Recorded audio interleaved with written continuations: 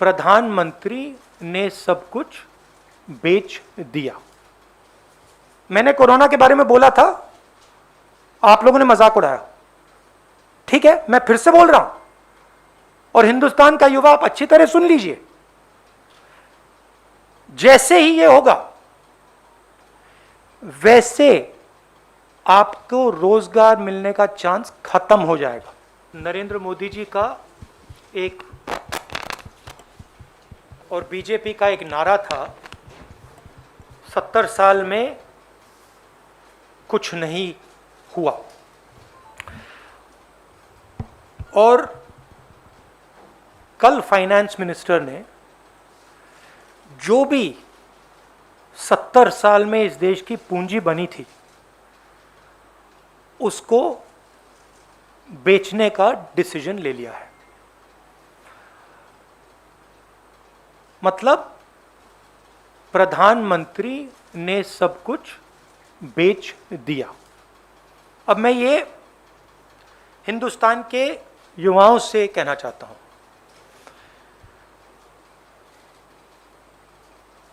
आपके हाथ से रोजगार छीना, कोरोना में आपकी मदद नहीं की, आपके जो किसान माता पिता हैं उनके लिए 3 स्पेशल कानून बनाए, और आज मैं यहां ये पढ़ना चाहता हूं कि प्रधानमंत्री अपने मित्रों को हिंदुस्तान का क्या क्या बेचकर दे रहे हैं।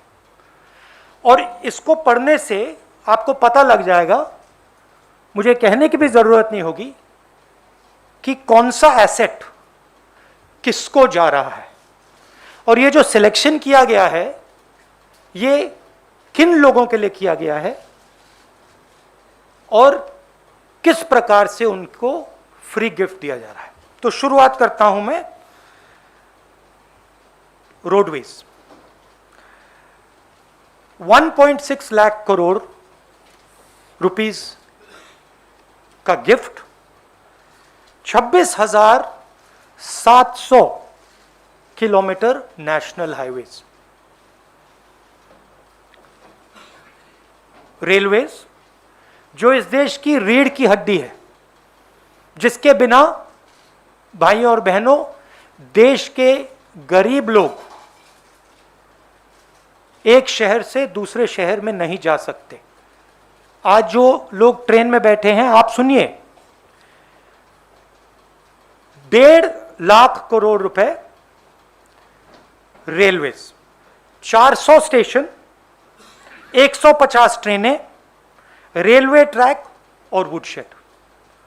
और जो हमारे रेलवेज के एम्प्लॉई हैं, आप भी बात समझ लीजिए, जब ये रेलवे से छीनकर किसी प्राइवेट एंटिटी को दिया जाएगा तो आप समझ लीजिए आपके रोजगार का क्या होने वाला है। मुझे समझाने की जरूरत नहीं है। उसके बाद special gift power transmission, 42,300 circuit kilometres of transmission network. Power generation, 6,000 megawatt hydro solar wind assets from NHPC, NTPC, NLC. National gas pipeline, 8,000 kilometre GAIL की पाइपलाइन। किसको जा रहा है आप जानते हो। Petroleum pipeline, 4,000 kilometre Indian oil corporation and HCL की pipeline. Telecoms, 2.86 lakh kilometre of Bharat net fibre optic network. BSNL and MTNL के टावर्स। वेयर हाउसिंग, किसान भाई आप इसको अच्छी तरह सुनिए, वेयर हाउसिंग 29,000 करोड़ रुपीस की warehousing, 210 lakh metric tonne food storage. भाइयों और बहनों, आपको मालूम होगा कि ये 2010 लाख मेट्रिक टन स्टोरेज किसको जारी है? कहने की जरूरत नहीं है। Mining 160 coal mines, 761 mineral blocks, airports 21,000 lakh crore, 21,000 crore sorry, 25 airports किसको जा रहा है आपको मालूम? पोर्ट्स 13,000 करोड़, 31 प्रोजेक्ट्स, 9 पोर्ट्स किसको जा रहा है आपको मालूम? Stadium 11,000 crore, 2 national stadium. अब देखिए ये जो एसेट्स हैं इनको बनाने में 70 साल लगे हैं और इनको बनाने में हिंदुस्तान की जनता ने लाखों करोड़ रुपए अपना पैसा डाला है। ये पूरा का पूरा 3-4 लोगों के हवाले किया जा रहा है। आपसे कहा जा रहा है भाइयों और बहनों, क्या नाम दिया इसका, क्या कहते हैं इसका? नहीं, वो एक लाइन थी, नेशनल मोनेटाइजेशन पाइपलाइन। ये आपका भविष्य है, ये जो आपका भविष्य है इसको बेचा जा रहा है, इन 3-4 उद्योगपतियों को गिफ्ट दी जा रही है। रियलिटी है।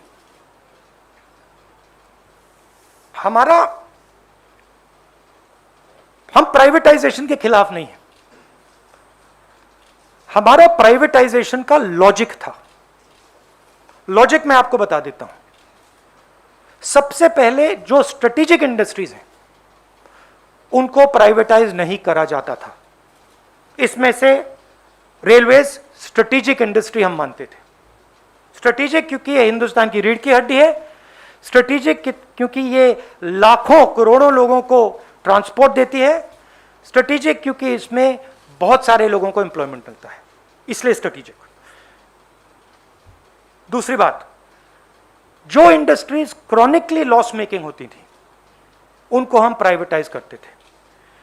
जिन कंपनीज के पास मिनिमल मार्केट शेयर होता था उनको हम प्राइवेटाइज करते थे, और उस सेक्टर में हम प्राइवेटाइज करते थे जहां पे प्राइवेट सेक्टर की मोनोपोली की रिस्क हो।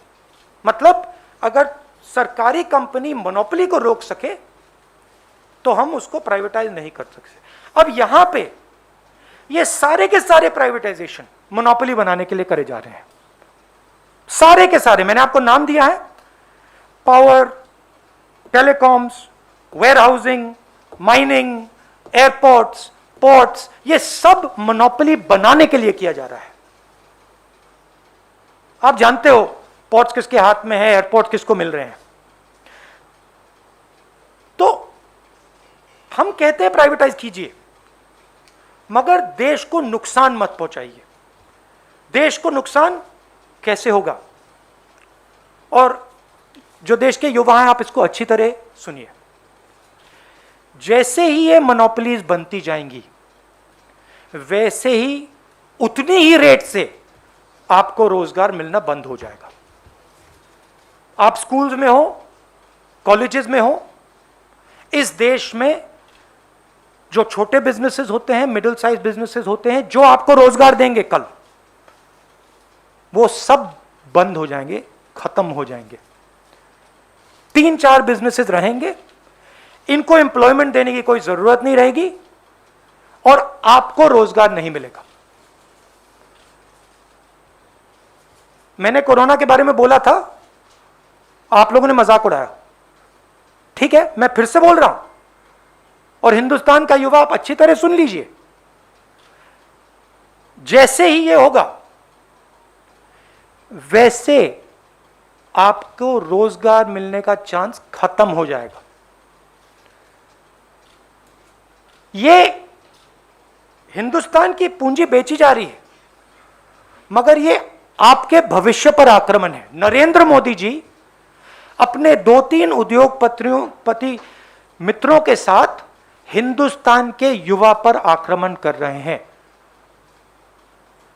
इसको आप अच्छी तरह समझिए।